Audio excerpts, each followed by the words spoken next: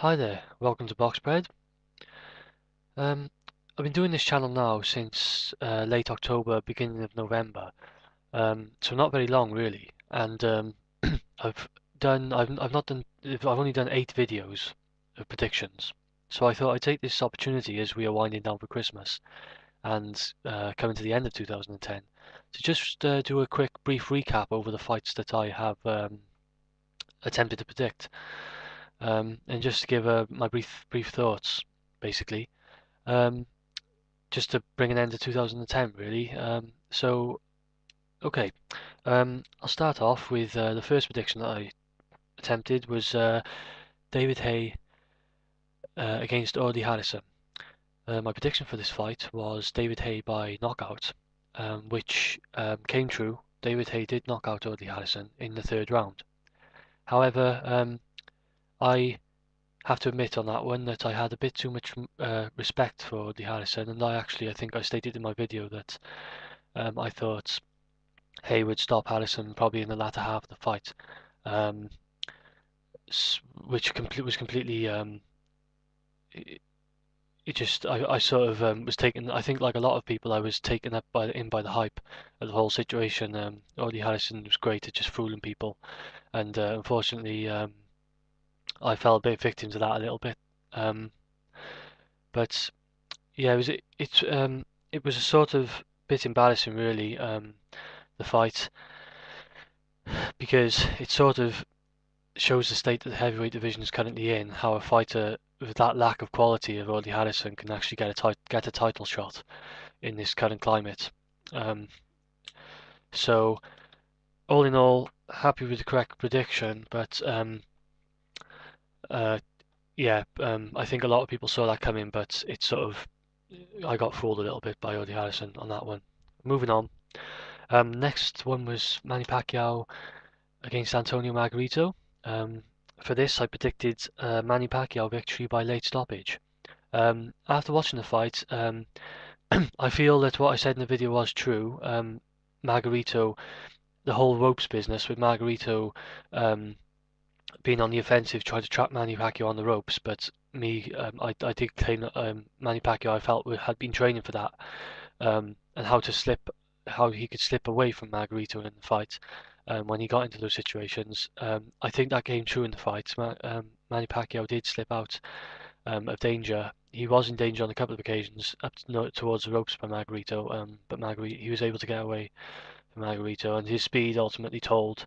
And he did, put on a good boxing lesson in that one.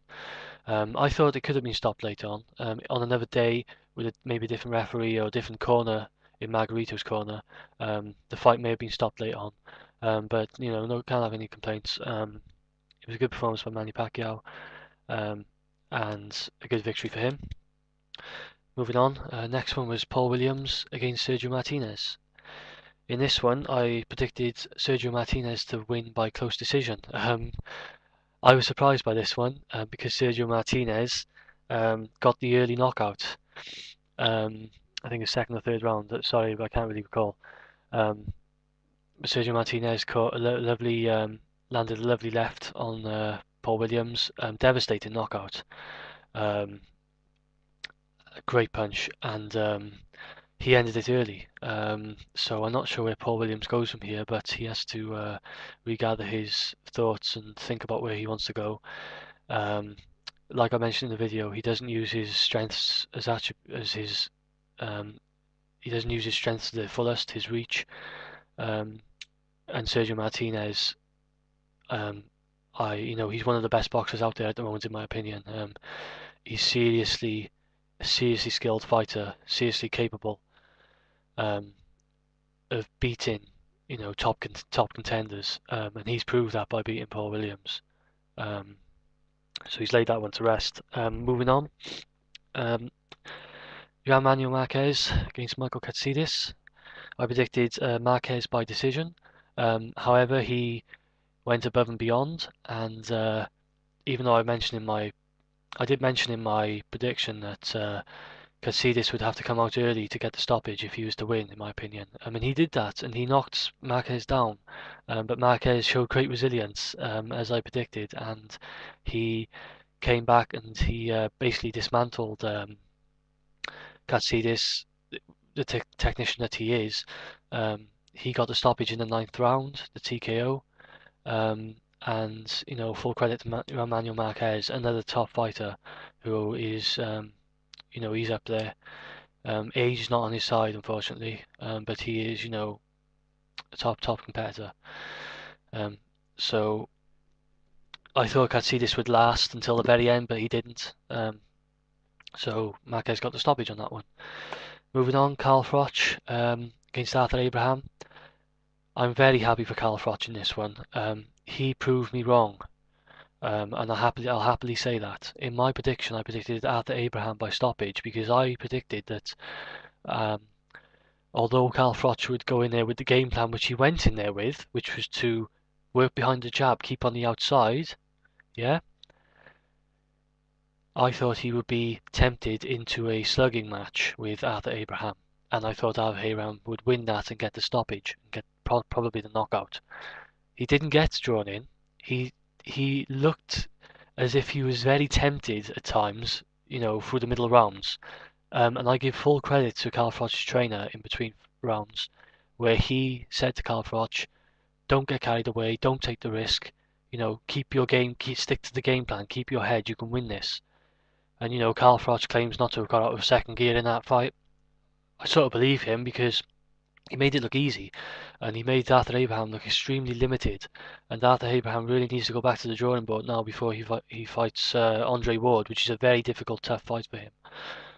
Coming off a loss to Carl Froch, because that's the blueprint now to defeat Abraham. And Andre Dirrell sort of showed that if you got a quick fighter in front of Arthur Abraham, you'll struggle if you're elusive. And Carl Froch just carried out that game plan. So well done to Carl Froch, improving me wrong on that one, and Carl Froch got the decision. Moving on. Next one was Vladimir Klitschko against Derek Chisora, which was postponed due to a back injury to Vladimir Klitschko. I did predict Vladimir Klitschko by knockout. I haven't really given. I was maybe a bit harsh on Derek Chisora. I haven't. If you watch my video, I haven't given him much of a chance at all, and I really don't see it. He's 14-0, but there's 14 fights against a seasoned veteran who has dismantled foes who have been far tougher than him. I just can't see a Chisora victory in that one. If the fight happens, then I still stick by my guns. Klitschko to win by the knockout. And then came Amir Khan versus Marcos Maidana. Probably the fight of the year, my opinion. Very entertaining, very exciting. I predicted Khan by decision. Amir Khan got the decision. I'm glad Amir Khan won that one because I am a fan of pure boxers. Skilled, quick, counter-punching, elusive, that type of boxer. And I feel Amir Khan is just the more skilled boxer with more talent. I know there's a lot of Maidana fans out there, and they thought Maidana could have got the decision, but Amir Khan was a champion. Maidana has to do more than just try to land the right hand all fight. I have to say, it reminded me of when you play, the EA Fight Night games, and you have the haymaker, and you're up against a guy who is better than you. You can't match him for boxing, so you just keep tapping the haymaker button and hope you land the haymaker on him and knock him out. That's what I felt like watching that fight sometimes. Through the course of the fight, the number of wild right hands that Maidana was trying to land and just missing, and then he just landed it towards the end of the fight. He was searching all fight, and if you throw enough of them, then you're going to eventually probably land. And Amir Khan lost concentration for a second, and he received the right hand. And full credit to Amir Khan for showing he has got some punch resistance, especially against a guy like Marcos Maidana. And also for showing that he had power as well, just to put Maidana down. The pain in Maidana's face when he landed that body shot. I didn't think he was going to get up, but full credit to Marcos Maidana. He made a true fight of that, and he showed that he is a top competitor. I think he's limited, Like I said, I think he has the right hand, and that's his plan, especially against a guy like Amir Khan. You know, he can't match him for boxing, so he goes in and he has to land the right hand. Credit to him for being able to land it. It's not easy to land it on a fighter, of Amir Khan's mobility and elusiveness, especially under a trainer like Freddie Roach. But credit to both fighters. It was a great fight. I do believe that it was the right decision. I had Amir Khan winning the fight, even though there was a late onslaught from Maidana. But yeah, credit to both fighters. Very exciting fight, and let's hope for more of that in 2011. Top fighters going at each other, giving the fans what they want, bringing the profile of boxing up. So I'm happy with that fight. I'm very happy with it. And the final fight was the recent fight with Bernard Hopkins against Jean Pascal in Canada, where I predicted Bernard Hopkins by decision. I thought Hopkins won the fight. I will be, I must be honest. I gave the fight to Hopkins um, by a couple of rounds. But then I have no complaints because, like I say, Jean Pascal is the champion. It was in Canada, and he did get the knockdowns. So really, I have no complaints over that one. I think a draw was quite actually, in the circumstances, probably quite. If you look at it realistically, Bernard Hopkins got off quite luckily because he could have been robbed even more. Um, he could have been robbed. I think a draw was probably, I have no complaints over the draw myself, even though I predicted Hopkins to win by decision. But I will say this: Bernard Hopkins showed he still has the game to compete with pretty much anyone in and around his weight class. He is just a technician, a scientist. He breaks fighters down. He broke Pascal down in that fight, and it was not everyone is a fan of his style and the way he fights. But I enjoyed watching that. You know, that was visual music for me, boxing wise, to see him use his skill and ability to break down a fighter like Pascal, the way Chad Dawson was unable to. And I believe I think I had that right when I said that he would do what Chad Dawson could not do, and that was break down Pascal, take away his strengths. Which if you watch Pascal, I just think at the end. I think he was a bit annoyed with himself, or annoyed at the situation that he just couldn't find an answer. So that's all the fights. I'm glad I was able to give my views. My plans for BoxPred for 2011 now. Basically two things I'd like to sort of add. First of all, maybe to broaden the scope of the fights I'm covering a little bit.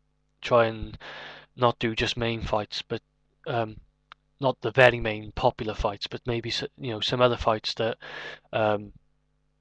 a lot of you guys might want to see me predict on.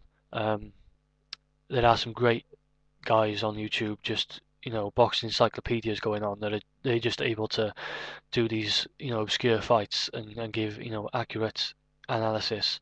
And I'm building on my knowledge and my predictions and what I can bring to you for this channel. But that's why one thing I would like to do is sort of broaden the scope of the fights that I'm covering.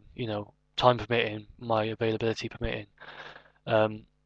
And also, most importantly, I'm going to be adding post-fight analysis to my predictions because I understand a lot of most prediction posters give post-fight analysis not just to leave it at the prediction, but to actually follow up on what they felt about the fight. So I'll be giving my thoughts on the fights, and like I've gone through these fights briefly in this video, I'll be going through each fight in more detail, dedicating a video to that fight and what I thought of the fight, what I thought of the decision, or compared to what I predicted. So all's left for me to do now is to wish you, whoever's watching this video, have a Merry Christmas and a Happy New Year, and let's just hope for a great boxing schedule in 2011. We've already got Manny Pacquiao against Shane Mosley in May. We've got at the end of January, I think it's going to be the other side of the Amir Khan Marcos Maidana contest. We've got Devin Alexander against Timothy Bradley, which is this is sort of turning into a sort of super tournament type thing that Showtime has, but this is going to be like this is sort of turning out to be a sort of tournament in its own right, without being an official formal setup. So that's